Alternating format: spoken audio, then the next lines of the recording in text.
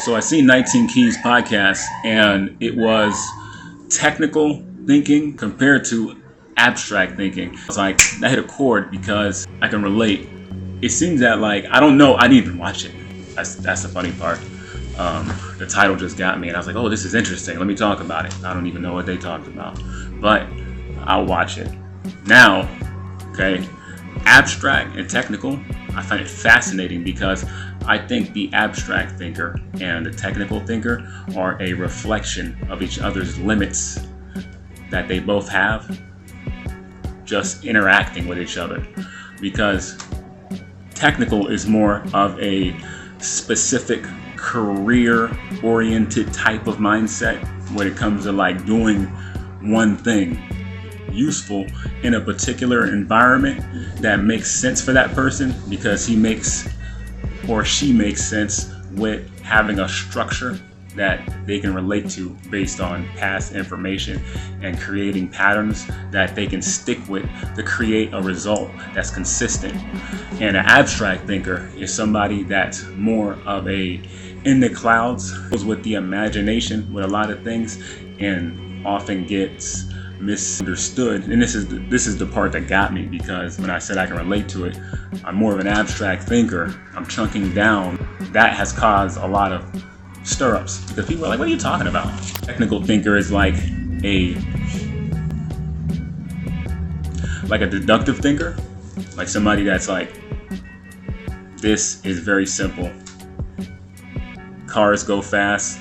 If I'm in a car, it's going fast. Thinkers have presuppositions based on past information, because if they're in a certain environment, the map is not the context. If they're in a certain environment, they can only relate to other environments so much. So they form assumptions based on what they know in relation to what they see.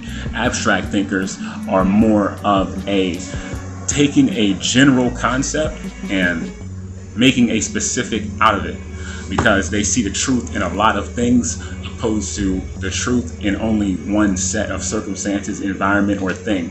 They can find that truth in something that's abstract, because oftentimes an abstract thinker is withdrawn from the reality that he's committing to understanding.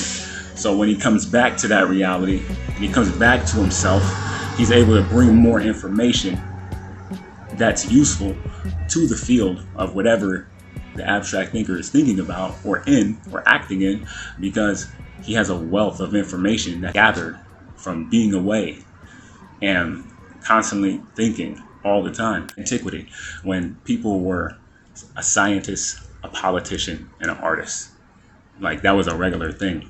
It was a regular thing to be an artist and a politician and maybe create something that changes history.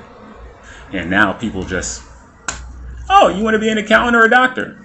So it's like very simple now, very simple.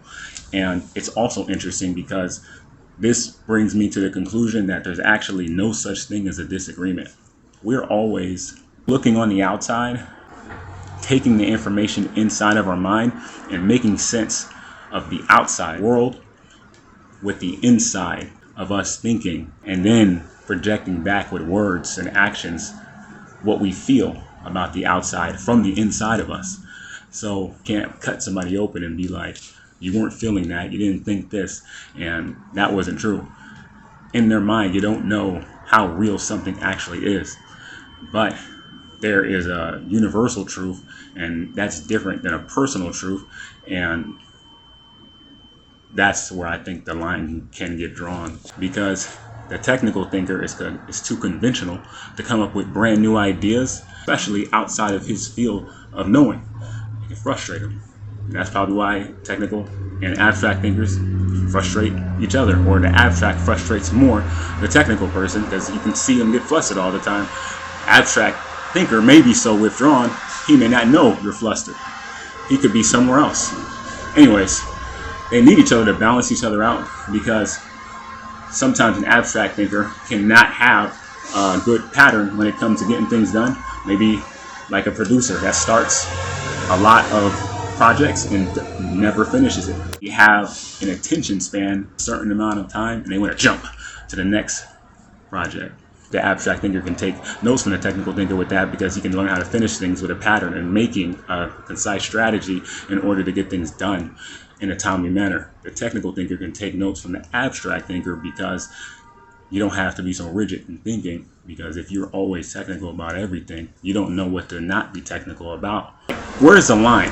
When does the technical become abstract, and when does the abstract become technical? And that's obviously why we need each other. And then you measure in time, how long and how much has it cost us as humanity to not take advice from one another? How long did it take for a fire to be created?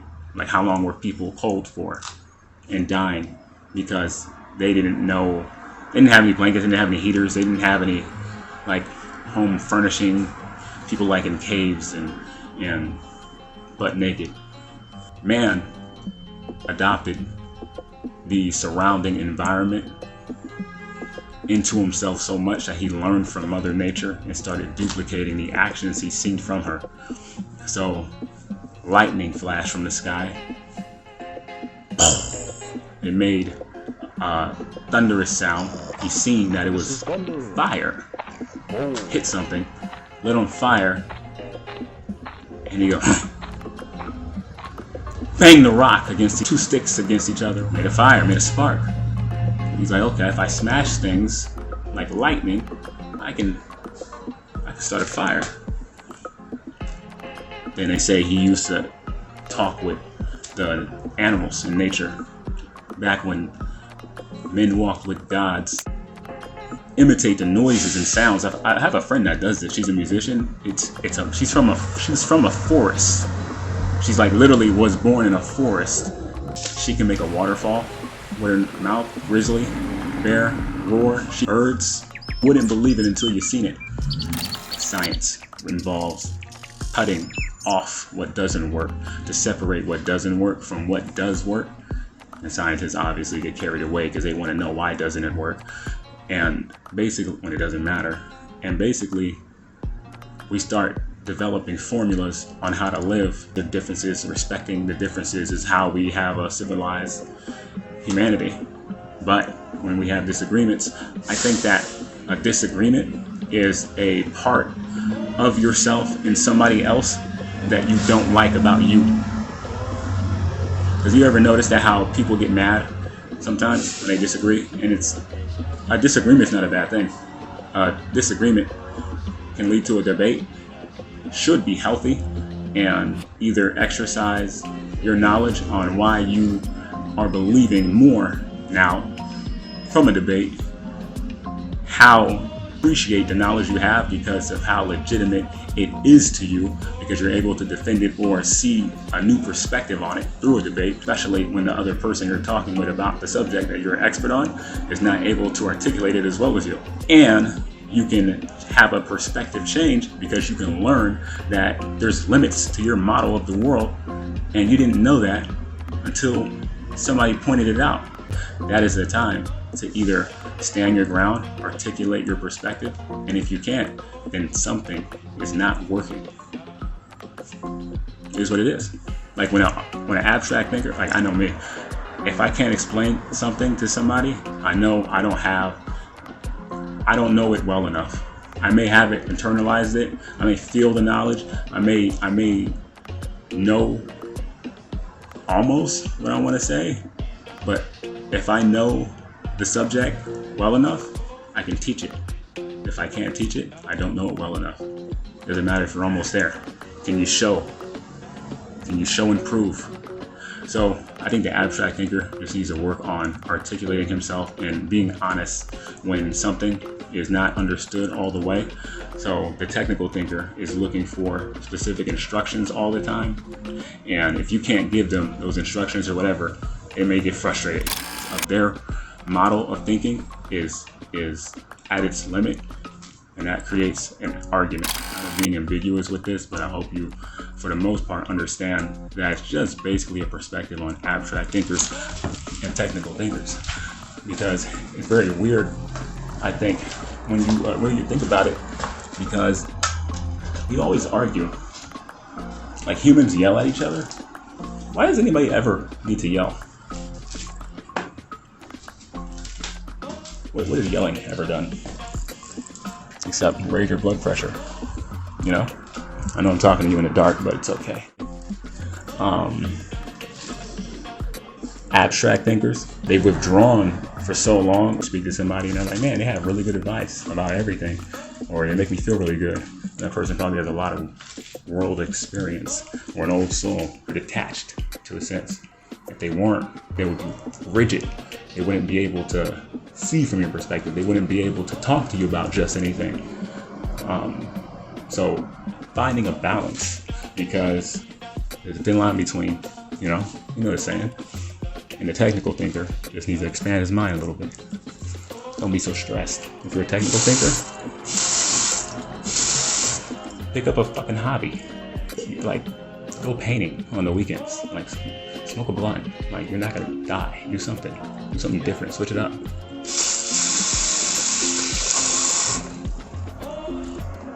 CountUp.